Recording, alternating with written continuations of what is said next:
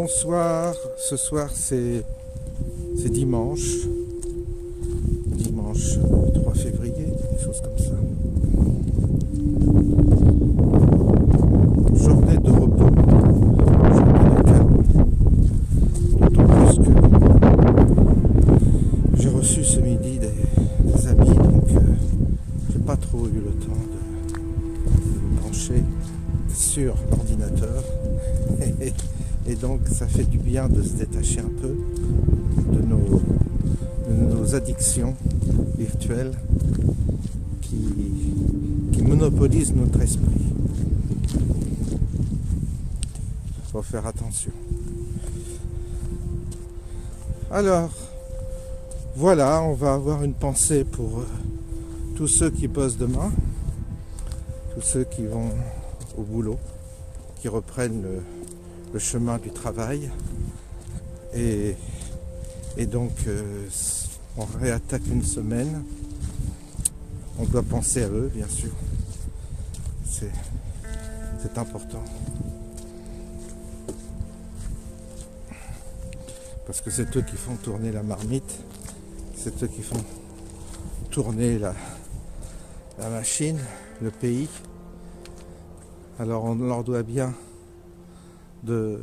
une pensée, les accompagner par notre pensée, parce que c'est jamais facile. Puis il y a tous ceux qui travaillent le dimanche, notamment toutes les personnes qui sont au service à la personne, évidemment, ils sont occupés même aujourd'hui, évidemment, les week-ends.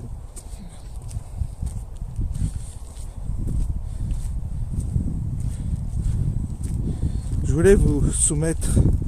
Je vois beaucoup de personnes qui parlent de sortir de l'Union européenne et qui se bataillent entre souverainistes, ceux qui sont pour une sortie, je dirais, diplomatique, et d'autres une sortie radicale.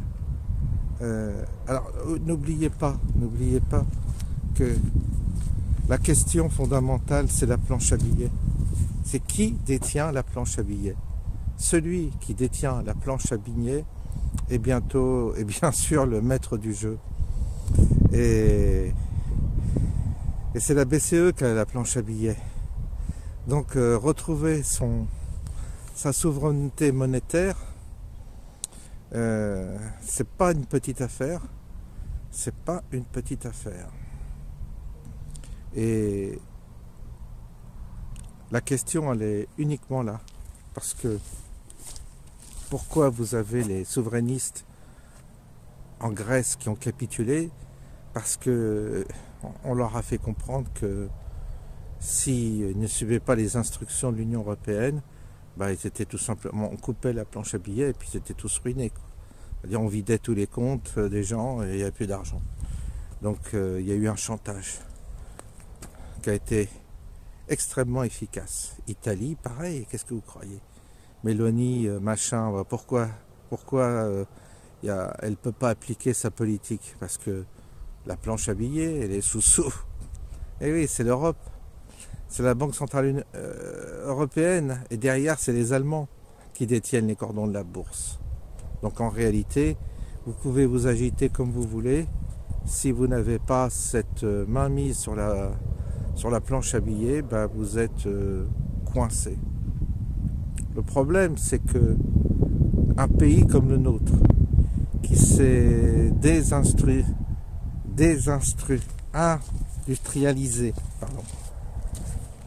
il n'y a plus d'industrie, domaine agricole et tout ça, vous voyez un peu où ça en est. Bon. Et puis, on n'est que du tertiaire quasiment maintenant. Donc on est dépendant. On est dépendant des pays extérieurs et notre monnaie est très importante dans nos échanges commerciaux. Si on se retrouve avec une monnaie hyper dévaluée et qu'on n'a pas d'industrie, il n'y a aucun avantage. Tout ce qu'on va faire, c'est importer des produits beaucoup plus chers, et notamment les matières beaucoup plus chères. Ce qui signifie en gros qu'on aurait une inflation de malade, avec un appauvrissement terrible, parce que notre monnaie serait dévaluée, étant donné qu'on n'a pas de force industrielle pour compenser, je dirais, ou pour tout au moins avoir un équilibre monétaire face à l'euro si on devait sortir également de l'euro. Parce que si on sort de l'Europe, on sort de l'euro. Et le problème, c'est la monnaie. Donc, tant que la BCE, je dirais, finance les déficits des États qui sont comme nous, qui sont déficitaires, comme la France, on est dépendant. On est obligé d'appliquer toutes les règles européennes parce qu'ils nous tiennent par les cordons de la bourse. C'est ça qu'il faut bien comprendre.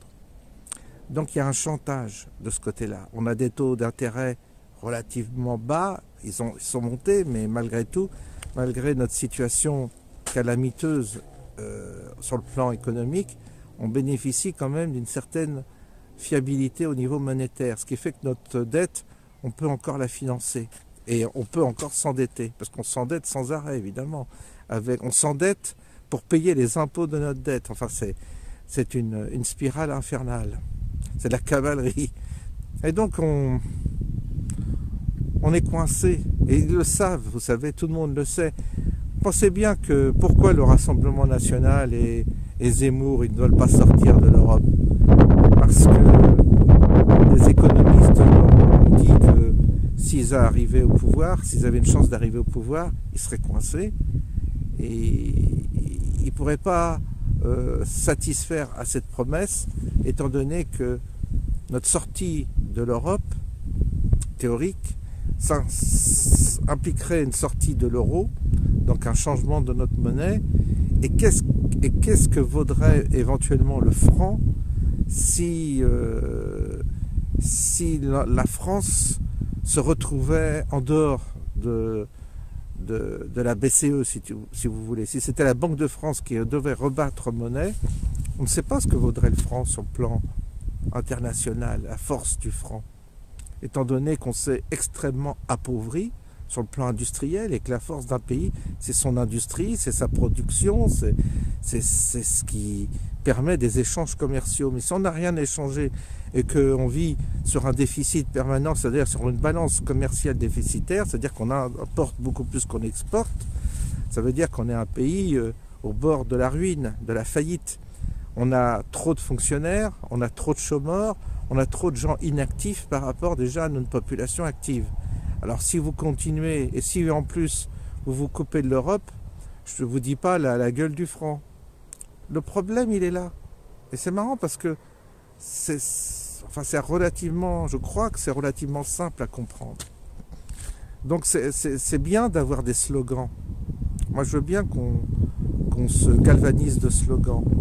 Mais il faut mesurer les conséquences de ce que l'on dit, essayer en tous les cas de mesurer les conséquences de ce que l'on dit, de ce que l'on prétend, sur tous les plans. Alors sur le plan de la souveraineté, cette fameuse souveraineté, eh bien, monétaire, on n'en a pas les moyens. On est coincé en fait. Le problème, il est là. Donc, quel que soit le candidat qui gagnera les élections, il sera coincé par le monétaire. L'Italie, c'est son cas. Elle a été coincée, Mélanie, parce que si l'Europe retirait son aide à l'Italie, qui elle est plutôt bénéficiaire dans la balance, alors que nous ne sommes pas, eh bien, l'économie s'effondrerait italienne. Voilà. Et ils ne peuvent pas sortir économiquement de l'euro. Donc on reste coincé avec l'euro. Ils nous ont coincés avec l'euro. C'est un piège. Ils nous ont piégés.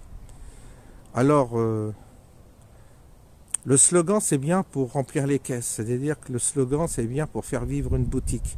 La boutique, voilà. Vous avez des boutiques avec des slogans.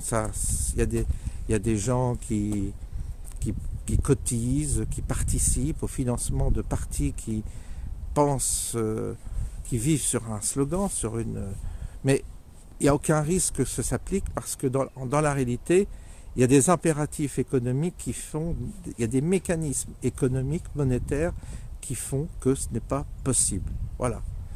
Et sans des conséquences qui seraient calamiteuses, bien entendu. Parce que si vous dites aux gens que leurs assurances-vie, que leurs livrets d'épargne, que ce qu'ils ont, des petites économies qui sont mises de côté, ne valent du jour au lendemain, sont susceptibles de plus rien valoir, vous n'allez pas recueillir un franc succès. Et ces gens-là votent en général, vous savez. Donc, il est là le souci. Moi, je trouve que c'est malhonnête de ne pas le souligner, cet aspect-là. Il faut le souligner, il faut le mettre en avant. Vous avez, aujourd'hui, les choses, comment elles tiennent, les choses, sur le plan économique? On a plus de 3 000 milliards de déficit. On a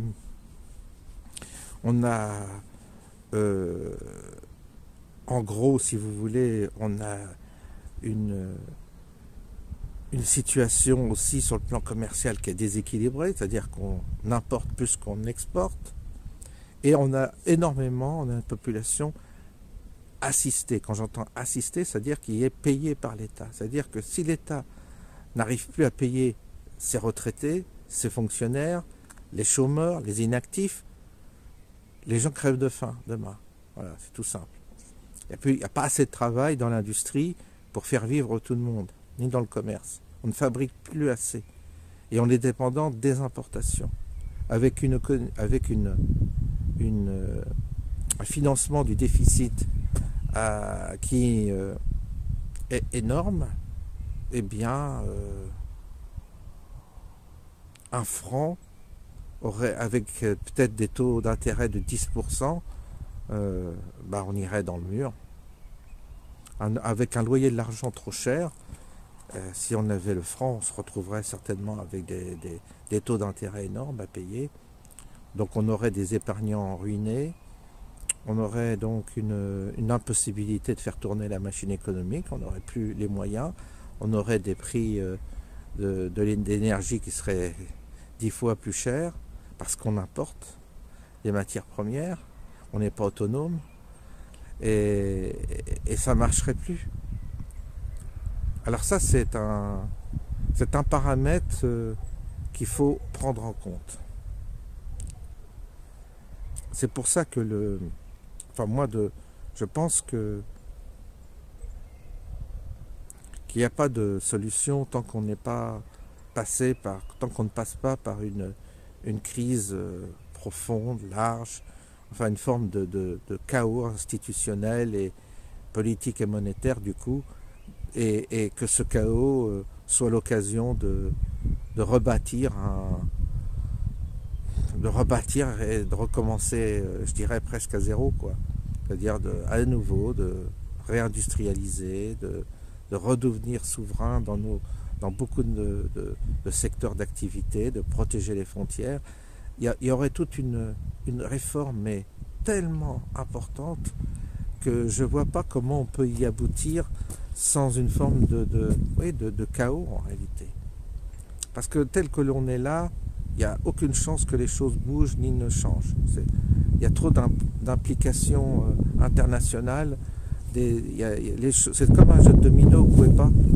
Tout se tient, tout est dépendant, les banques sont dépendantes des unes des autres. Enfin,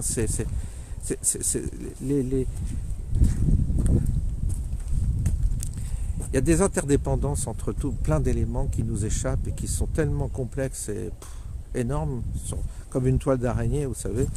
Donc c'est vraiment compliqué.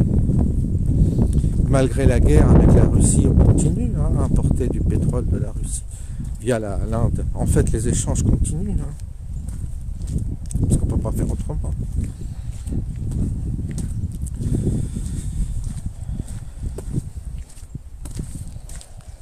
Donc là aussi, il n'y aura pas de miracle, aucun miracle possible, si ce n'est une refonte totale d'un système qui arrive à bout de souffle et qui va devoir évidemment qui va devoir aboutir à une remise à plat. Mais cette remise à plat, je ne vois pas comment elle peut se faire sans que ce système s'effondre. On en revient toujours au même. On tourne toujours autour de ça, il n'y a pas à dire.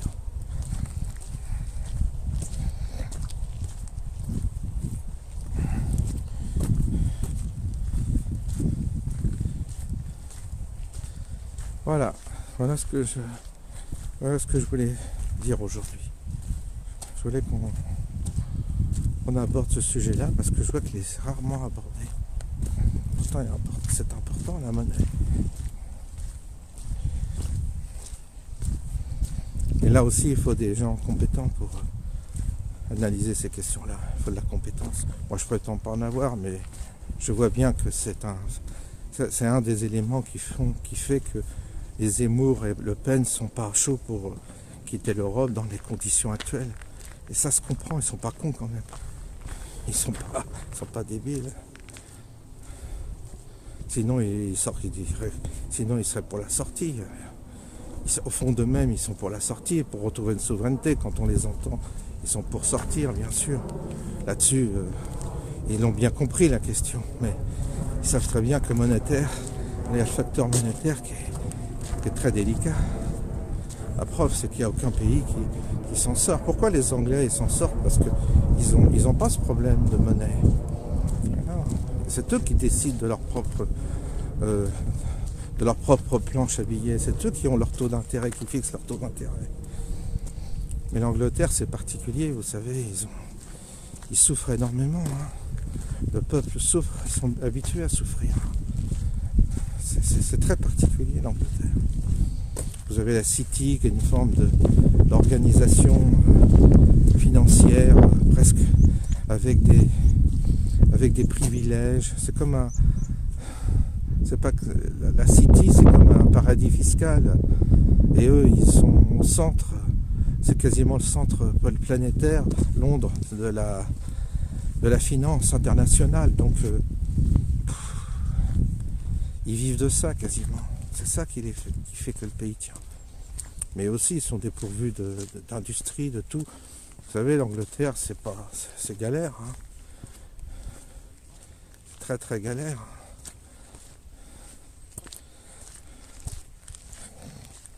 Les gens souffrent là-bas. Les Anglais, ils souffrent.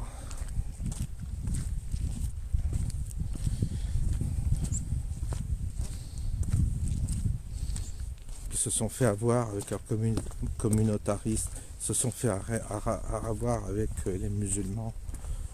Là-bas, ils ont des dingues. Non, le pays là-bas, l'Angleterre, voilà quoi. Ça donne pas envie. Hein.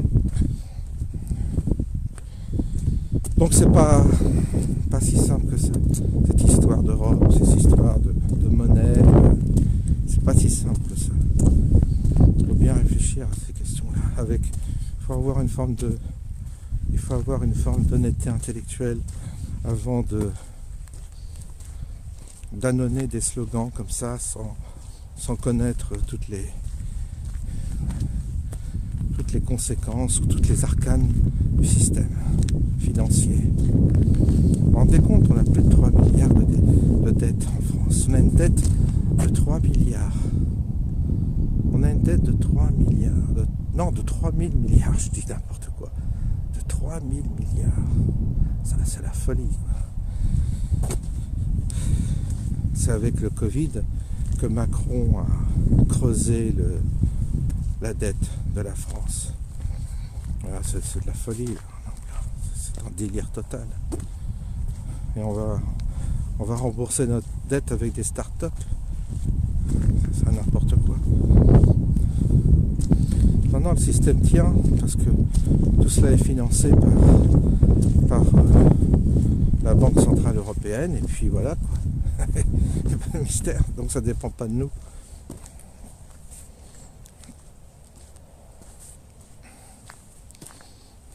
Et la dette, elle est collective. En fait, la dette, c'est nous tous qui l'avons, qui devons la rembourser.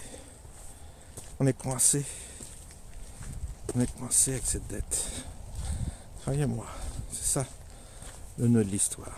Pas besoin de chercher midi à 14h. C'est pour ça qu'on n'a plus les mains libres avec les migrations, avec toutes ces questions de sécurité. Ils nous ont bien coincés.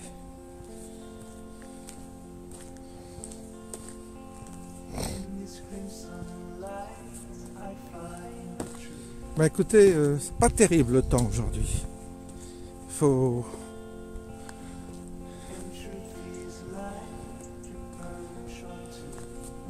C'est pas terrible.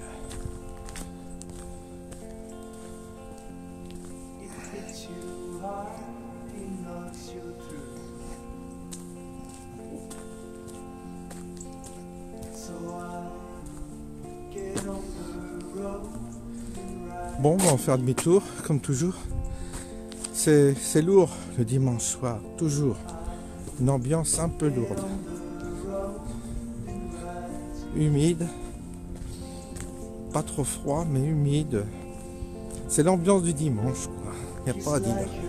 Les dimanches, c'est une vibration particulière, le dimanche. C'est jamais un jour...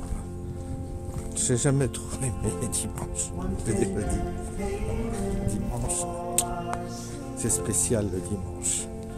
Très très spécial. Il faudra qu'on comprenne pourquoi cette journée elle est aussi spéciale. Il y a un truc de lourd. Il y a un truc qui conduit presque à une forme d'inertie. C'est très très bizarre.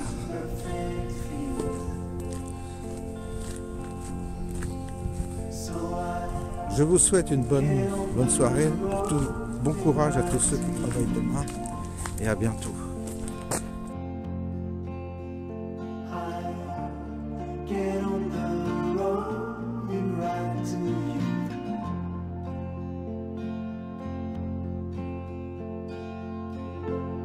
From broken farm to broken farm,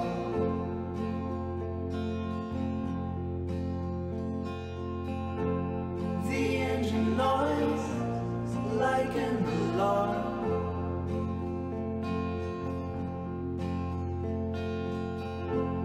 Your breath is thunder in my soul.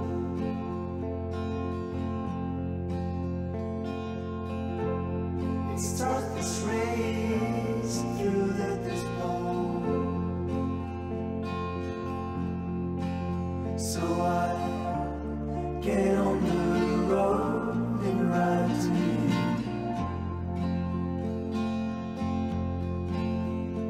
I get on the road and ride to you.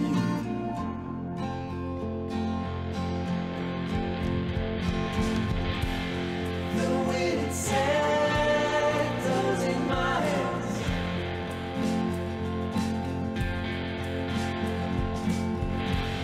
This is the measure of the man.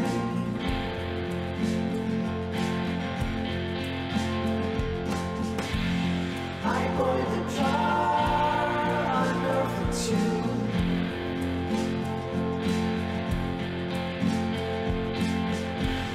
My world is scared.